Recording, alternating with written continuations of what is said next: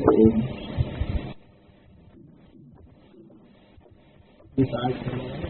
सहारा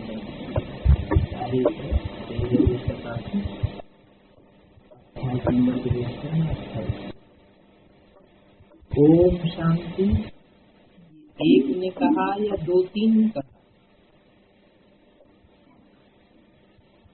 क्योंकि बाप भी है तो दादा भी है। तो ये ओम शांति किसने कहा? कहना पड़े दोनों ने कहा,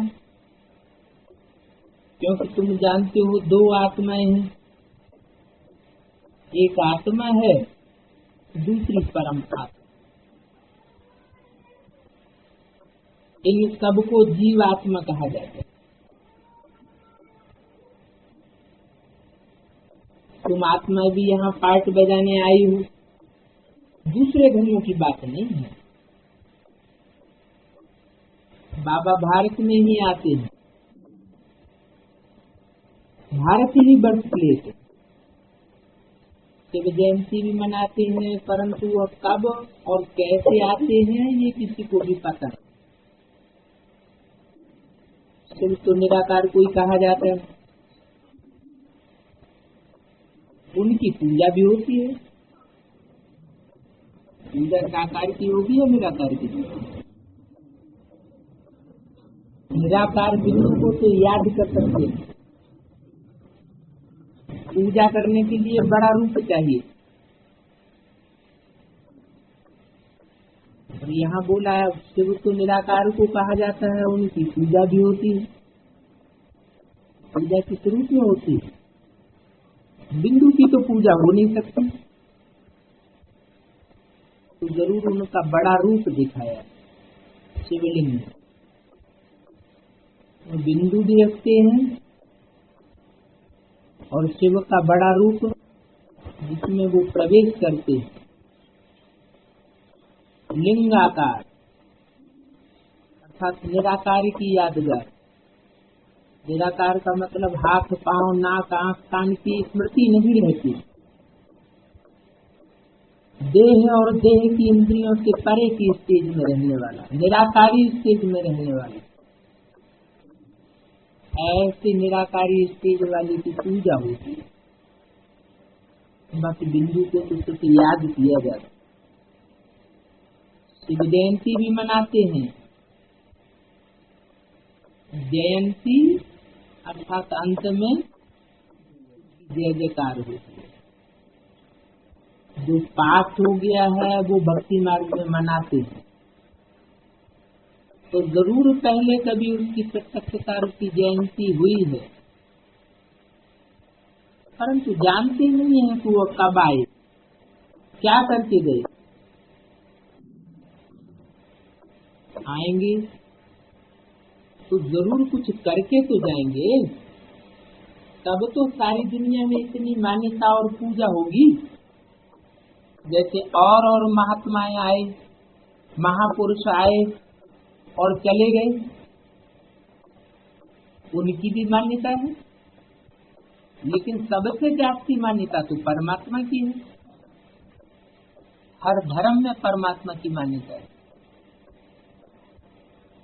हर धर्म में उसके पुकारते हैं वो गॉड फादर, धर्म पिताएं भी मानते हैं। तो जरूर कुछ ऐसा करके गया है जो दुनिया में किसी ने नहीं किया है।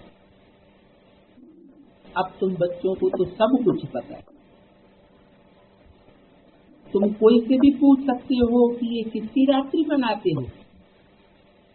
मंदिर में जाकर के पूछो ये कौन है,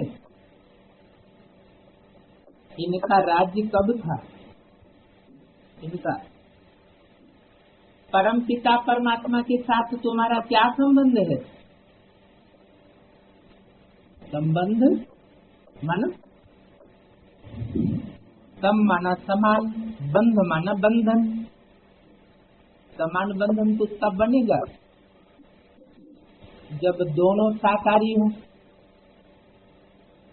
एक बिंदु हो और एक साकार हो। बंधन कैसे बनेगा, संबंध कैसे जुटेगा। संबंध तो होते ही है साकार में। साकार सृष्टि पर कि निराकारी दुनिया में संबंध होते, तो पूछना पड़े उस परम पिता परमात्मा के साथ तुम्हारा क्या संबंध है? उनके साथ किसका संबंध है? इसके तन में बोल रहे हैं, ब्रह्मा के तन में बोलने वाला बोल रहा है, तो बाजू में ही बैठा हुआ है, तो उनके क्यों कहा?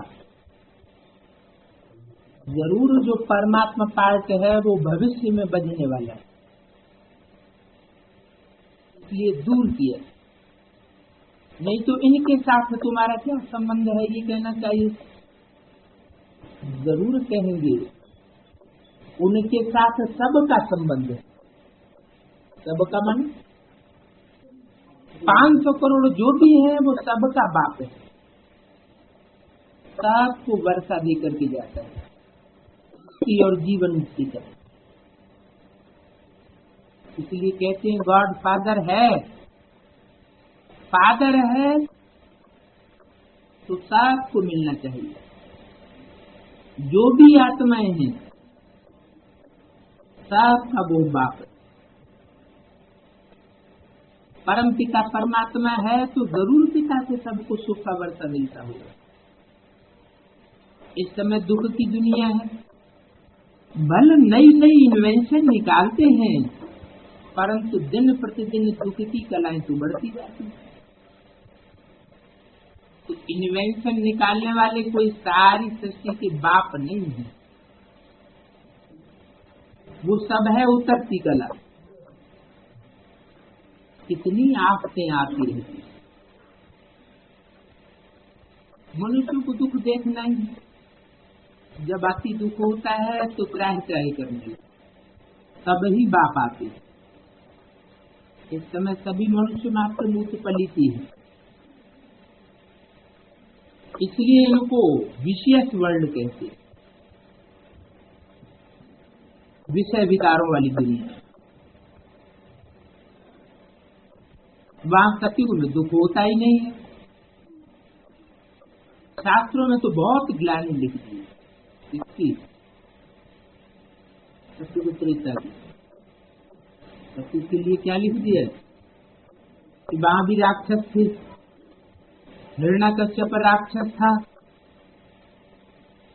प्रहलाद को दुख दिया। लेकिन शास्त्र लिखने वालों ने जाना नहीं कि हिरण्याकश्यप और प्रहलाद किस युग में होते, तो सब संगम युग की बात है। कृष्ण के लिए कहते हैं भगवानुवाच, कृष्ण भगवानुवाच, कृष्ण ने राजयोग सिखाया, पतित को पावन बनाया। फिर उनके लिए कह देते हैं कि 16,108 रानियां थी। तो लौकिक रूप से समझ ले, जैसे दुनिया में मुतपल्लिती राजाओं को रानियां हुई, ऐसे ये समझ लेते हैं कि कृष्ण को भी 16,108 रानियां हुई। जैसे दुनिया में भगाते हैं स्थूल रूप में, वैसे उन्होंने कृष्ण के लिए भी समझ लिया। अब यहाँ तो है बुद्धि योग की बात, राजयोग की बात,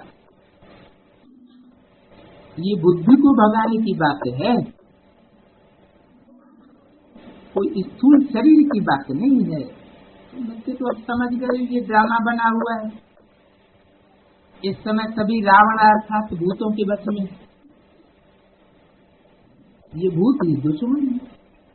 दूसरी भी कलाएं कम होती हैं, कब भूतों की कलाएं कब होती हैं और बढ़ती कब है? द्वापर के आदि में दुख की कला कम होती है और कलयुग के अंत में दुख की कलाएं बढ़ जाती। अभी तो बहुत कमो प्रधान होती, क्योंकि विश्व से सभी पैदा होते हैं। दुनिया को तो मालूम ही नहीं है कि वहां विश्व होता ही नहीं। विश्व किसे कहा जाता है? विकारों को विश्व कहा जाता है। कार माना कर्म, कृति, विकार माना विकृति, विकर्म, विपरीत कर्म। जिस कर्म से सदा काल का सुख हो वो हुआ सुखदायी कर्म, और जिससे सदा काल का दुख हो जाए वो हुआ विकर्म, दुखदायी कर्म। तो जो दुखदायी कर्म है वही है एक समान विष। की पैदाइश कहाँ से होती है? द्वापर युग। नाम क्या रख दिया? दोपुर। दोपुर माना दो दो राज्य होते हैं, दो दो मतें होती हैं। तो जहाँ द्वैत पैदा हो जाता है, एकता है तो स्वर्ग है, और द्वैत है, अनेकता है तो नरक। एक में आस्था है तो स्वर्ग है, अनेकों में आस्था बच जाती है तो नरक हो जाता है। जैसे स्वर्ग में कृष्ण की दृष्टि राधा में डूबेगी, राधा की दृष्टि सिर्फ कृष्ण में ही डूबेगी, औरों में विविचारी दृष्टि नहीं बनेगी। कर्मेंद्रियां विविचार में आसक्त नहीं होंगी। तो द्वापर युग में ये विषय विकार पैदा होती। पराई स्त्री या पर पुरुष को ही विष कहा जाता है। सतयुग में तो होता नहीं। कैसे वहां बच्चे तब कैसे पैदा होंगे? बोलो, तुम पहले बाप को तो जान लो, उनसे वर्षा तो ले लो। इनसे उस बाप से वर्षा ले लो जो अब विचारी दुनिया की स्थापना करने वाला है। बाप कोई नहीं जाना, तुम तो बाप को ही, भगवान को ही, कृष्ण को ही विचारी कहते। कृष्ण को तुमने भगवान समझ लिया। बाकी वहाँ जो रस्म रिवाज होगी वो चलेगी। सतयुग में विचारी रस्म रिवाज होती है कि आप भी विचारी होते हैं। तुम क्यों ये संशय उठाते हो? कोई ने प्रश्न पूछा कि शिव बाबा जब यहाँ है तो फिर वहाँ मूल वतन में आत्माएं होंगी? जरूर होंगी। यहाँ वृद्धि होती रहती है तो आत्माएं ऊपर हैं तब तो आती हैं। परंतु पहले मूल बात है बाप और वर्षे को याद करना। इन बातों से क्या मतलब? तुम्हारी जब ज्ञान चक्षु खुल जाएंगे फिर कोई भी प्रश्न पूछने का नहीं रहेगा। अर्थात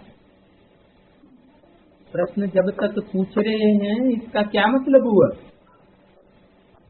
कि तब तक पूरे ज्ञान चक्षु नहीं खुले, अंधकार में है कुछ। बाप कहते हैं मुझे याद करो और वर्षे को याद करो। सिर्फ मुक्ति पाना चाहते हो तो मनमना भव, सिर्फ मनमना भव बनेंगे तो मुक्ति मिलेगी।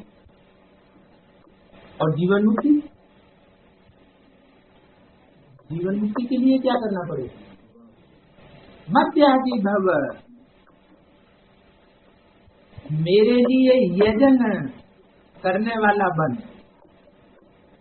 अर्थात मेरे लिए कर्म करने वाला बन। जो भी कर्म कर मेरे लिए कर, लेकिन मेरे लिए कर्म तब कर सकेगा जब मनमना भव बनेगा। मनमना भव सबको बनना है।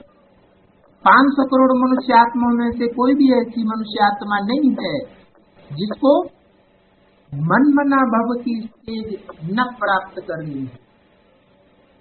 जब तक परमात्मा के संकल्पों से संकल्प नहीं मिले तब तक कोई परम धाम मुक्ति धाम वापस नहीं जा सकता। तो मुक्ति तो सबको मिलेगी, लेकिन जीवन मुक्ति सिर्फ उनको मिलेगी जो बाप के कार्य में सहयोग। बाप का काम क्या है? इस नरक की व्यभिचारी दुनिया को खत्म कर अव्यभिचारी दुनिया बनाना। इस अव्यभिचारी दुनिया के बनाने के कार्य में जो बाप के मददगार बने, मत याति भव, मेरे लिए यजन करने वाले बनेंगे, मेरे लिए कर्म करने वाले बनेंगे, वो जीवन मुक्ति को पाए। तो राजा ही चाहते हो तो मध्याजी भव। तुम बच्चे जानते हो कि हमको पढ़ाने वाला कौन है? हमको पढ़ाने वाला व्यभिचारी है या अव्यभिचारी है? विकारी है या निर्विकारी है?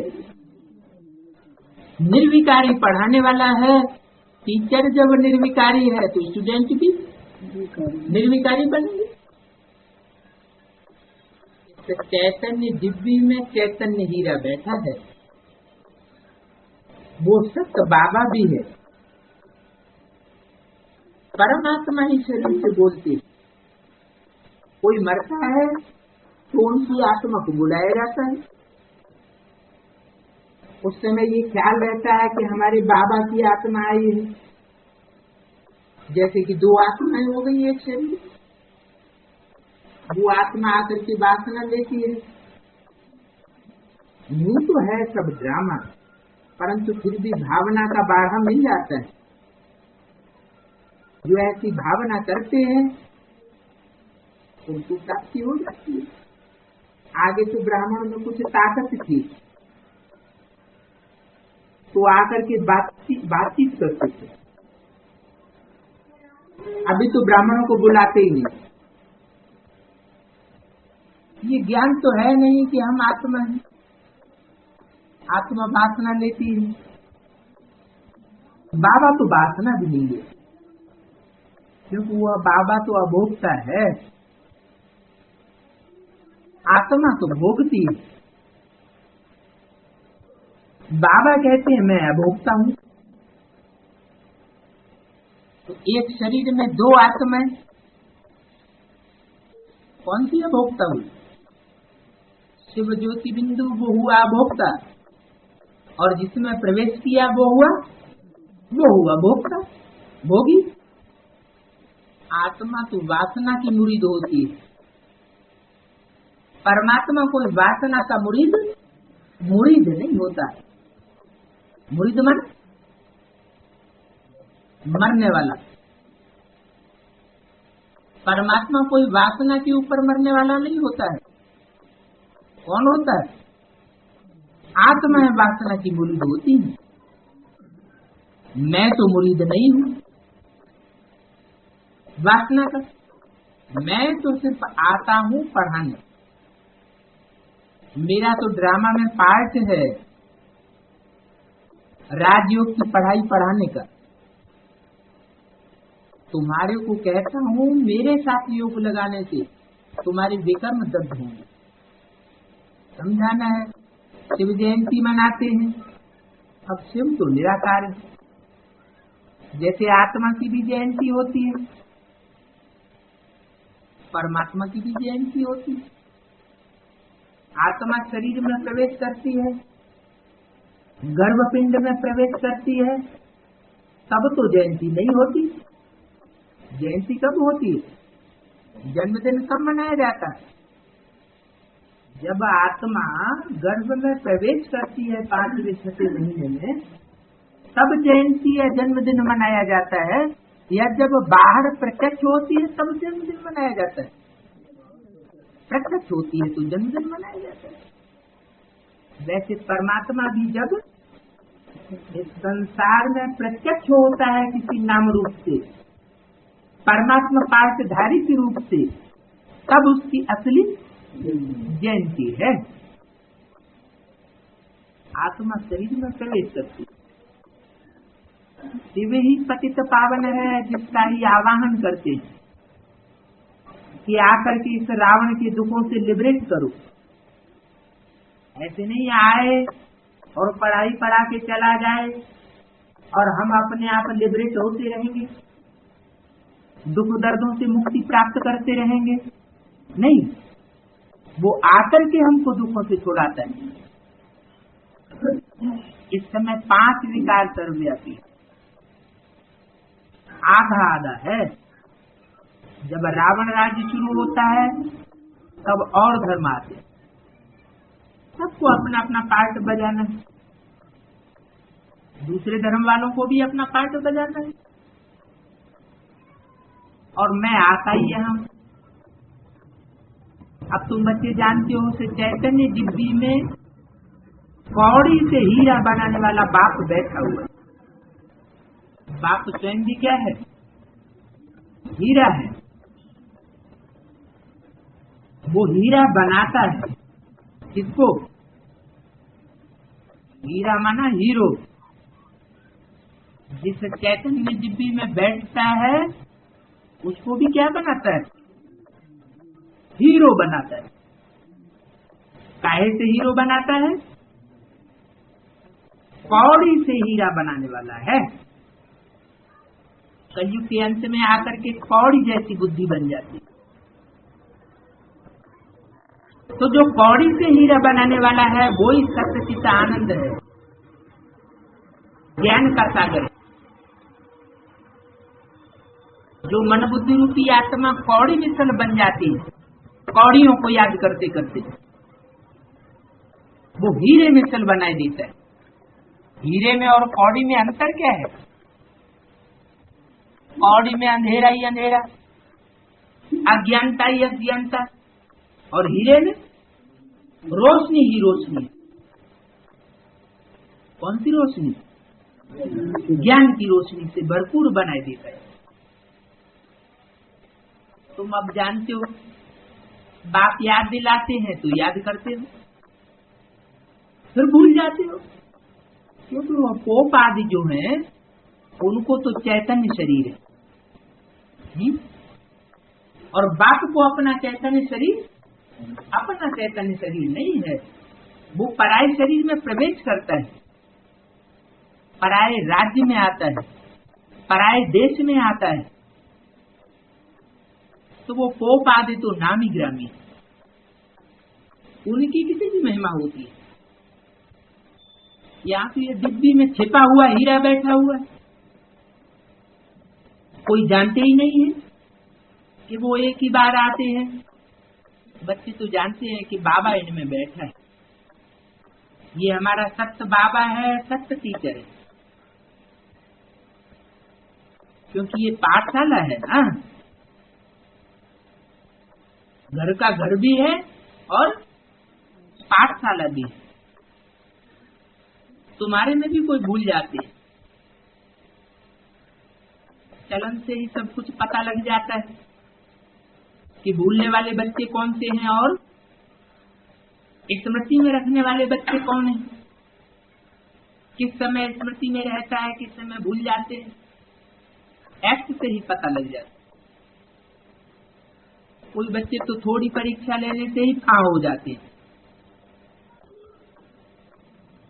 नहीं तो बच्चों को कहना है जो खिलाओ, जहां बिठाओ, जैसे चलाओ, चाहे प्यार करे चाहे ठुकराए, चाहे मारो चाहे प्यार करो, हम तो आपका दर कब नहीं छोड़ेंगे। सपूत बच्चे जो आज्ञाकारी होते हैं वो ऐसे करते हैं। बाबा कहते हैं बच्चे कब रोना नहीं, क्या कहा, उन तो पक्के होते हैं तो खुश मौज में रहते, और कोई थोड़ी परीक्षा ली तो बाहर रोने लग पड़े। तो बच्चे कब नहीं रोना है, तुम्हारा इतना बड़ा बाप और साजन मिला है, उनके बनकर के फिर तुम रोते क्यों हो? इसका मतलब तुमको इतना बड़ा बाप और इतना बड़ा साजन अभी मिला नहीं, और मिला है तो भूल जाते हो। कब भूल जाते हो, कब स्मृति में रहता है। अरे मैं तुम्हारा बड़ा बाप बैठा हूं ना, मर थोड़ा ही गया हूँ। जैसे तथाकथित तो ब्राह्मण समझते हैं, क्या समझते हैं कि 69 के बाद मर गए। मैं तो बैठा हूँ ना, कहाँ? इस पराये देश और पराये तन में माया नाक से पकड़ती है तो तुम रोते हो। ऐसे पकड़ती है, नाक से पकड़ ले। रोने का कारण क्या बताया? नाक से सूंघा कांगी बहुत करते, ये क्या करता है, वो क्या करता है, ये कैसे करता है। तो माया भी नाक कान से पकड़ती है। इसलिए बाबा कहते हैं hear no evil, talk no evil और सी नो इविल। पर चिंतन पतन की जड़, दूसरे को मत देखो। तो माया नाक से पकड़ती है तो तुम रोते हो। गायन भी है अतीन्द्रिय सुख गोप गोपियों से पूछो। किससे पूछो? गोप गोपी नाम क्यों दिया? जिन्होंने गुप्त संबंध जोड़ा, संबंध को प्रत्यक्ष नहीं होने दिया। कौन सा संबंध गुप्त जोड़ा? कौन सा संबंध होता है जिसमें गुप्त रखने की बात होती है? माँ और बच्चे का संबंध कोई गुप्त में रखा जाता है क्या? साजन सजनी का एक संबंध ऐसा है, एक स्नेह ऐसा है जिसमें पर्दे की जरूरत है। और कोई संबंध नहीं, वो भी भारतीय परंपरा, विदेशी परंपरा में वो भी जरूरत नहीं। दुनिया ऐसे हो गई जैसे बंदर बंदरियां।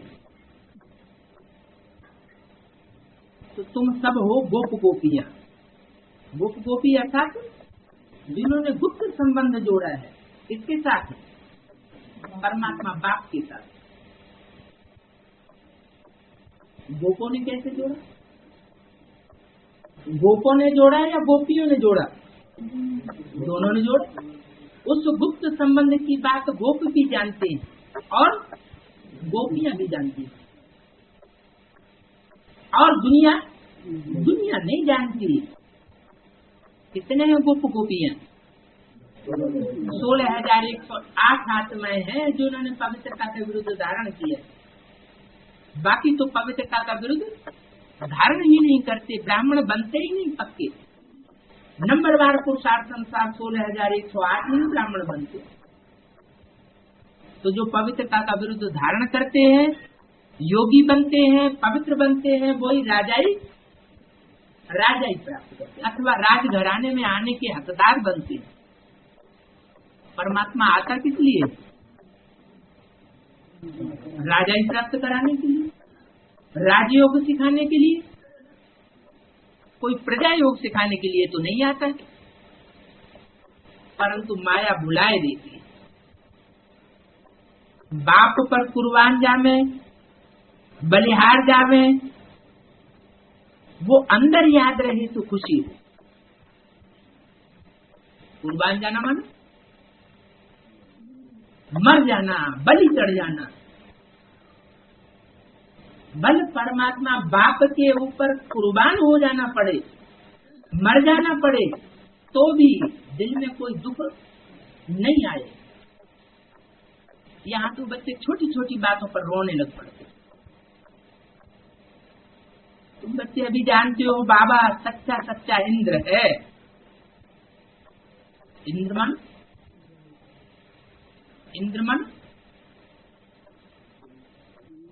इंद्र माना राजा। वो पानी की बरसात बरसाने वाला इंद्र नहीं, ये तो ज्ञान रत्नों की बरसात बरसाने वाला इंद्र है। ये ज्ञानेंद्र है।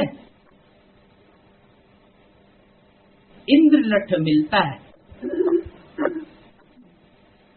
कब? जब बरसात हो जाती है तो इंद्रलठ निकलता है, 7 रंगों वाला। तो इंद्रलठ निकलती है ना, उनमें रंग तो बहुत होते हैं। परंतु ये मुख्य 3 दिखाई देते हैं। कौन से 3? 3 रंग कौन कौन से दिखाई देते हैं? जैसे तिरंगा झंडा है, बाबा तुमको इस समय त्रिकालदर्शी बना दे। त्रिकालदर्शी अर्थात आदि मध्य अंत को जानने वाला, अर्थात सुदर्शन चक्रधारी, तीनों कालों को जानने वाला है। 13-287 तक आर्टिकल 29 पेज पर मध्यांत।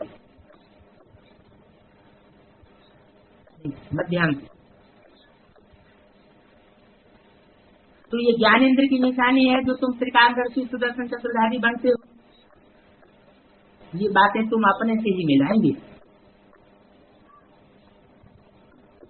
ये इंद्र सभा है, सभा इंद्र की सभा है। इसलिए बाबा लिखते रहते हैं कि कोई भी विकारी भूत पलिती मेरी सभा में न बैठे। तुम भी ज्ञान डांस करने वाली परियां हो। ज्ञानेंद्र की परियों को फरमान है कोई विकारी मनुष्य को यहाँ नहीं लाना है। तो क्या होगा? विकारी होगा तो वो अपने बेकारी वाइब्रेशन फैलाएगा। तो सर्विस होगी या डिसर्विस होगी? डिसर्विस होगी। वातावरण खराब बनेगा। मधुवन के वाइब्रेशन सारी दुनिया में फैलते। अगर मधुवन का ही वातावरण खराब होगा तो सारे ही ब्राह्मणों का वातावरण खराब हो जाएगा। दुनिया में भी ऐसे ही असर पड़ेगा। तो तुम बच्चों के पास ही साइलेंस का वातावरण हो सकता है। तुम बच्चों के पास ही वाइसलेस बनने के लिए आते हैं, परंतु मेरी सभा में नहीं लाना। क्या सेंटर्स में या उन गीता पाठशालाओं में भले आते हैं, लेकिन बाप की सभा में सन्मुख ऐसे बच्चों को नहीं लाना। कायदे भी है। हाँ, वैसे तो मैं यहाँ बहुतों से बातचीत करता हूँ। कोई ईमानदार अच्छा है तो उनके ऊपर लग जाता है। गांधी जी के लिए सबको लव है। कोई ऐसा है जिसको बेहद के गांधी जी की तरफ लव न हो? उनके जीवन काल में, उनके संपर्क में, सानिध्य में, संबंध में आने वाली कोई भी आत्मा ऐसी है जो ये कह रहे कि बाबा ने हमको प्यार नहीं दिया। बाबा के प्रति जो प्यार न रखने वाला हो, सब कहते हैं बाबा ने हमको जितना प्यार दिया उतना किसी ने नहीं दिया। काम तो अच्छा किया ना,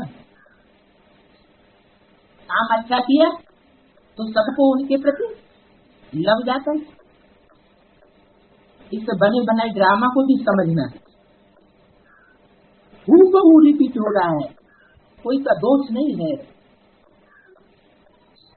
रावण को सबको भ्रष्टाचारी तो बनाना ही।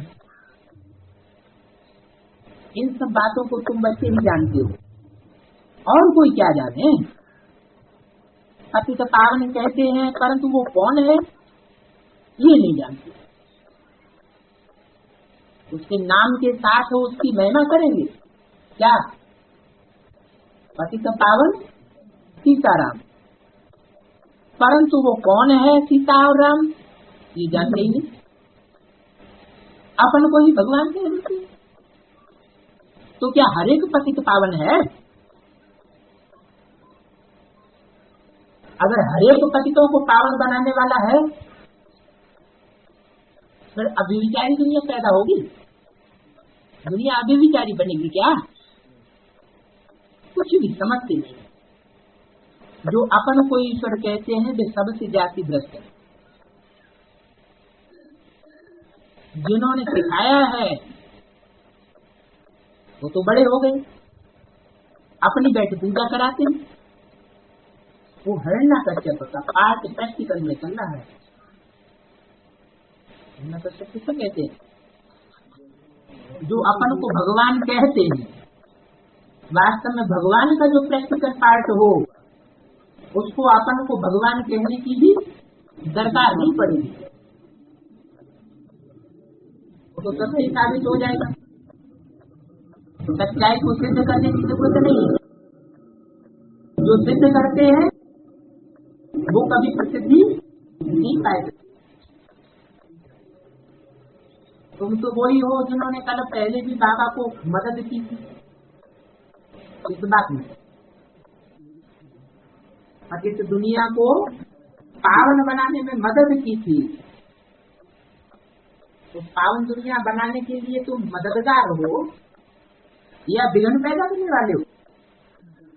मददगार। जब मददगार है, ऐसों को इस सभा में नहीं जाएंगे जो वाइब्रेशन को विकारी बनाने वाले। ये थोड़ी मालूम रहेगा कि हमने ये राज्य कैसे लिया। अभी तो तुम जानते हो कि ये बेहद का बात कितनी बड़ी आसानी है। बाप ही भारत को कौड़ी से हीरे जैसा बना। भारत जो कौड़ी मिसल बन गया है, उसको हीरे मिसल बना। स्वर्ग में एक ही आज सनातन देवी देवता धर्म था और कोई धर्म। अब फिर से उसकी स्थापना हो रही है। सारी दुनिया में शांति स्थापन करना, ये तो परम पिता परमात्मा की रिस्पॉन्सिबिलिटी है,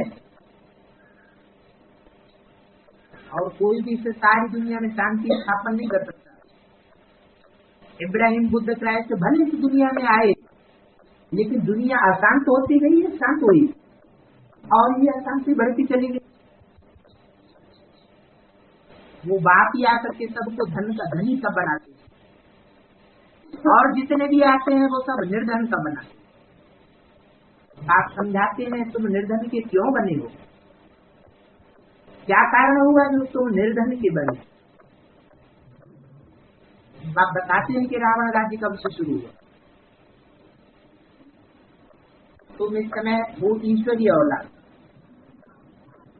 तुम्हारी जलन ऊंचे से ऊंची होनी चाहिए। तुम्हारे आगे तो देवताएं भी कुछ भी नहीं। देवताएं ऊंचे क्यों नहीं और हम ऊंचे क्यों? हमारी चढ़ती कला है और उनकी, उन देवताओं की उतरती कला होगी।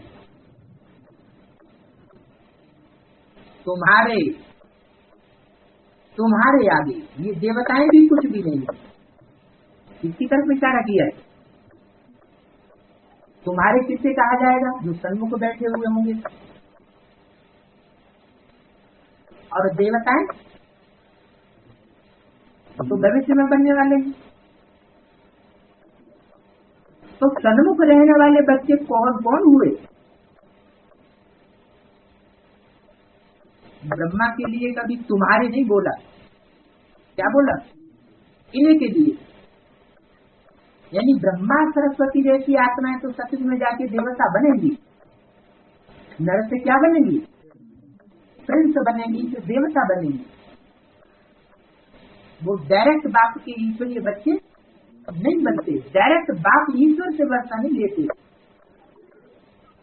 उनकी तो कम कलाएं होती जा रही है, और तुम्हारी कला, तुम्हारी चढ़ती हुई कला ही होती जा रही है।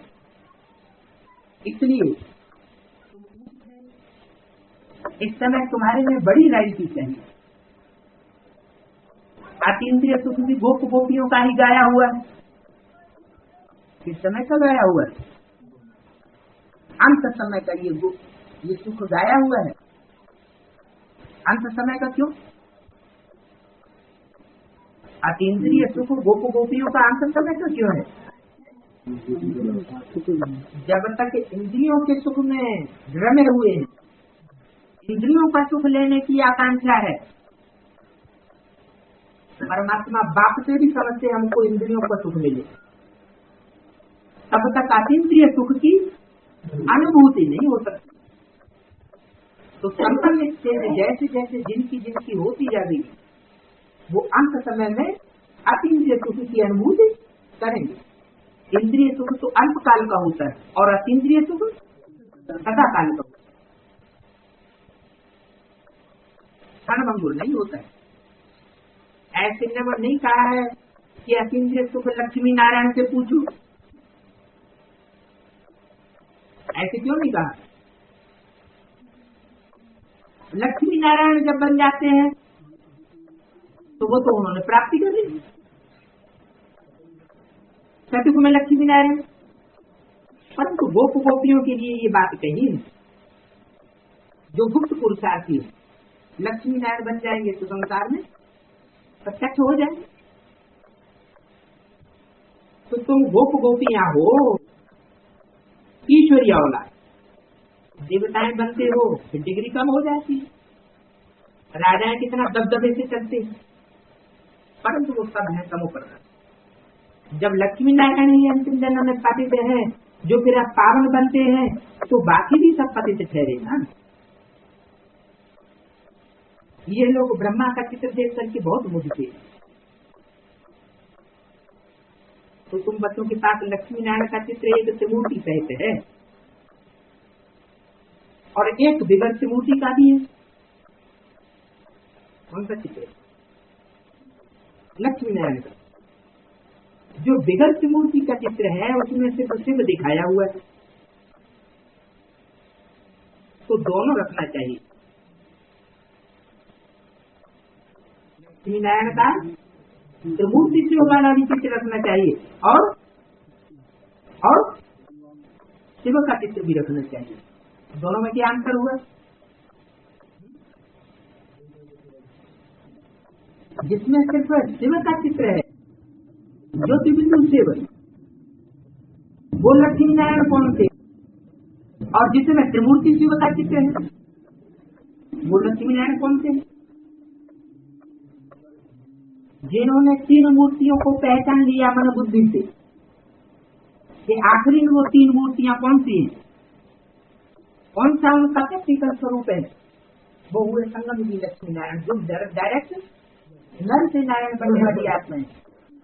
और जिन्होंने तीन मूर्तियों के आखिरी स्वरूप को नहीं पहचान पाया, सिर्फ इतना ही समझा कि ब्रह्मा ही तीन मूर्तियों वाला है, जैसे भक्ति मार्ग में समझते हैं क्या कि ब्रह्मा की तीन मूर्तियां हैं, ऐसे भक्ति मार्ग के साक्षात्कार में भी जो चित्र बनाया उसमें भी क्या रख दिया? ब्रह्मा का एक तीन बीच रख दिया। जो ब्रह्मा का चेहरा वही विष्णु का चेहरा, वही शंकर का चेहरा दिखाई दिया, सिर्फ मूर्त अलग कर दी। तो वास्तव में जिन्होंने त्रिमूर्ति ब्रह्मा को समझा वो उस स्टेज को नहीं पहुंच पाएंगे। जो नर से नारायण बनने वाले लक्ष्मी नारायण को स्टेज मिलती, वो डायरेक्ट परमात्मा बाप से प्राप्ति करते हैं चरती कलर। तो दोनों रखने चाहिए। लक्ष्मी नारायण के चित्र दो प्रकार के रखने चाहिए, पता लगे कि एक को सिर्फ शिव का ही ध्यान रहता है, सिर्फ ज्योतिबिंदु की याद में ही रहते हैं, और दूसरे त्रिमूर्ति लक्ष्मी नारायण का पूरा चित्र, पूरा खाका उनकी बुद्धि में रहता है।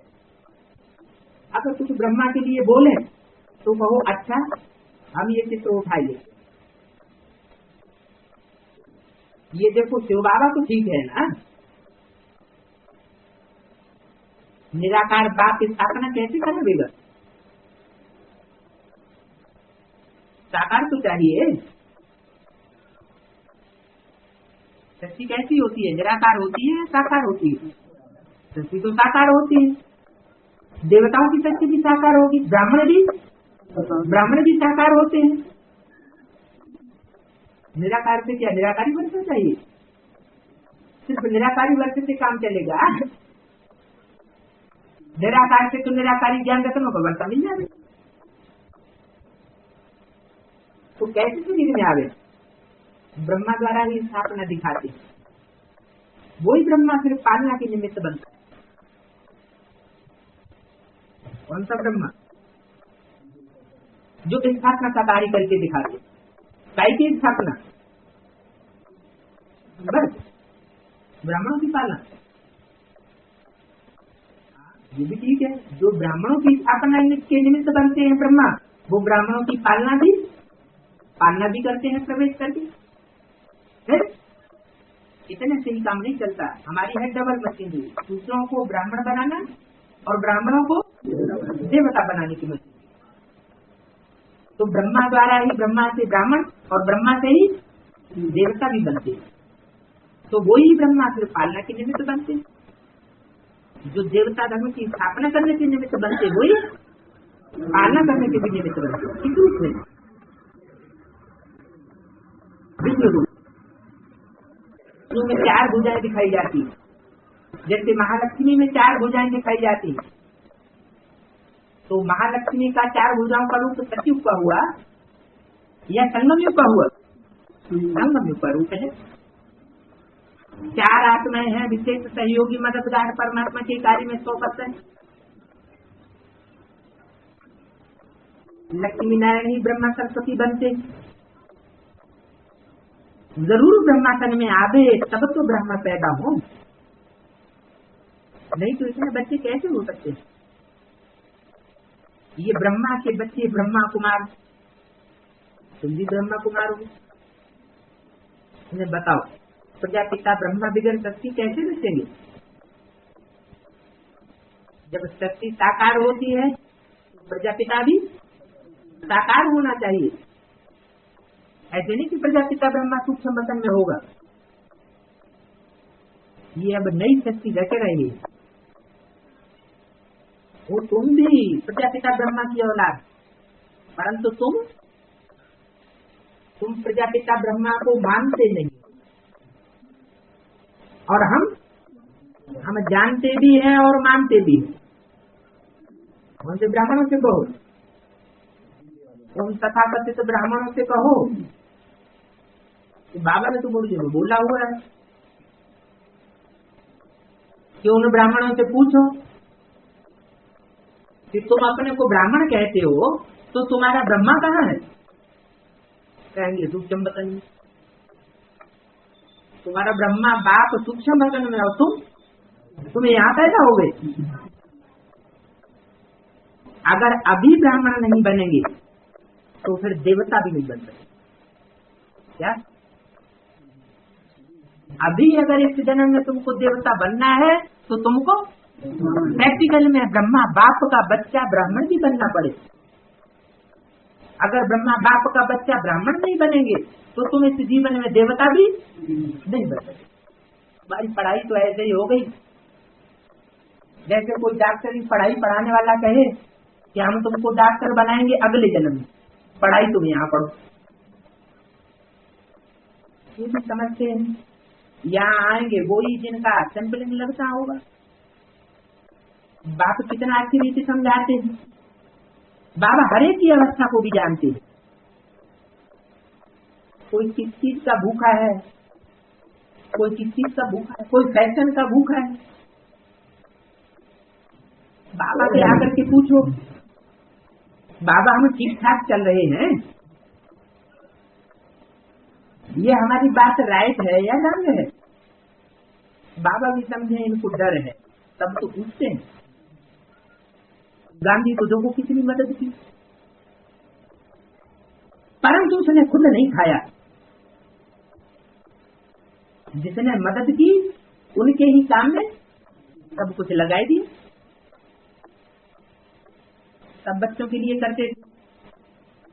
क्यों? बाबा तो दाता है। वो गांधी तो फिर भी मनुष्य था।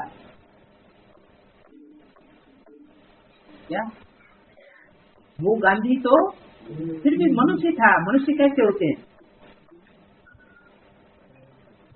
मनुष्य तो साथ विकारी होते हैं। मनुष्य स्वर्ग की स्थापना नहीं कर सकते।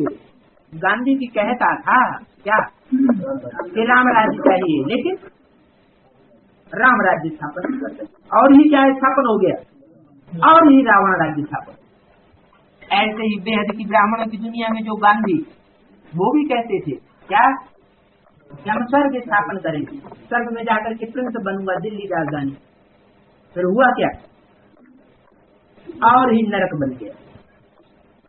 ये तो बेहद का बाबा है,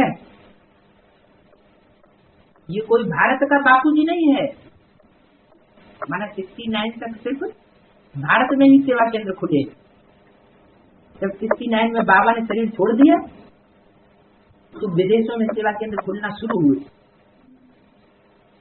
तो भारत का बापूजी और फिर सारे विश्व का बापूजी, तो प्रैक्टिकल में होगा ना। तो ये बेहद का बाबा है। पूछा जाता है तुम 1 रुपया क्यों देते हो? कहते हम शिव बाबा को देते हैं 21 जन्मों का वर्षा पाने के लिए। बाबा तो गरीब निवाज, वो 21 जन्मों का वर्षा देते हैं, ये बुद्धि में रहे। सब कुछ बच्चों के काम में लगाते थे, गांधी जी के काम में लगाते थे। अपने लिए तो उन्होंने भी कुछ नहीं इकट्ठा किया, अपने पास भी जो कुछ था वो भी दे दिया। देने वाला कब इकट्ठा नहीं करता है, उनको तो बाप की राय पर चलना है। बाबा ये सब कुछ आपका है, जैसे आप हमको कहेंगे ऐसे हम काम में लगाएंगे। फिर बाबा ऐसे बच्चों को डायरेक्शन देते रहे। क्या ऐसे बच्चों को डायरेक्शन देते रहते हैं। अच्छा, मीठे मीठे कुछ जो बच्चों को दिमाग किताब बाप दादा का याद कर, गुड मॉर्निंग, रूहानी बात की रूहानी बच्चों को ये है संदेश 12/287 28 नंबर के रजिस्टर में 31 गुरुजादा सदा की रीति प्रमाण आप सबकी याद त्याग लेते हुए इस देह और देह की दुनिया के तार अपने सूक्ष्म वतन में पहुंची तो देखा कि बाप दादा बहुत मीठी दृष्टि देते हुए स्वागत कर रहे थे। जैसे मैं नजदीक जाती रही तो बाबा की दृष्टि सर्व संबंधों का रस देने वाली अनुभव हो गई और ऐसे लग रहा था जैसे मैंपन का भान समाप्त हो उसी प्राप्तियों में समाई हुई। कौन सी प्राप्तियों में? सर्व संबंधों की प्राप्तियों में समाई हुई। थोड़े समय के बाद बाबा बोले, बच्ची आज क्या संदेश लाई हो? मैंने कहा बाबा आज मैं सभी बच्चों की विशेष याद प्यार लेकर के आई। बाबा ने कहा इस सभा में कई मेरे बच्चे ऐसे हैं जिन्होंने मन से संकल्पों द्वारा बहुत ही संदेश भेजे। मैंने कहा बाबा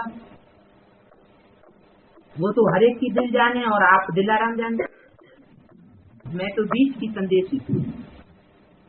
बाबा बोले बच्ची कई बच्चों के दिल में बहुत ही हिम्मत उमंग उत्साह के संकल्प आए रहे, सोचते हैं बस यहाँ से जाकर के यह करेंगे ऐसा करेंगे, ऐसे उमंग उत्साह के संकल्प वतन में पहुंचे।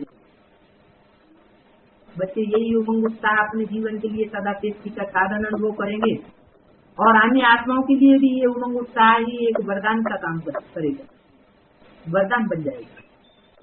फिर बाबा ने पूछा अच्छा बच्ची समाचार क्या लाई? मैंने कहा बाबा आपके जो दिए हुए वरदान हैं उन वरदानों को धूमधाम से बांट रहे हैं और लेने वाले ले रहे हैं। फिर बाबा ने कहा अच्छा बच्चों का समाचार मैं सुनाता हूँ। ऐसे बोलते ही बाबा ने चारों ओर दृष्टि दी। उन दृष्टि से जगमगाते हुए दीपकों का एक समूह बन गया। बाबा बोले बच्चों ने अनेक आत्माओं के दीपक जगाए और वह जगे हुए दीपक बाप दादा के सामने है। उसके बाद बाबा ने एक आध्यात्मिक खेल दिखाया। क्या देखा? एक बहुत बड़ा वृक्ष था, उसमें बहुत से फल लगे हुए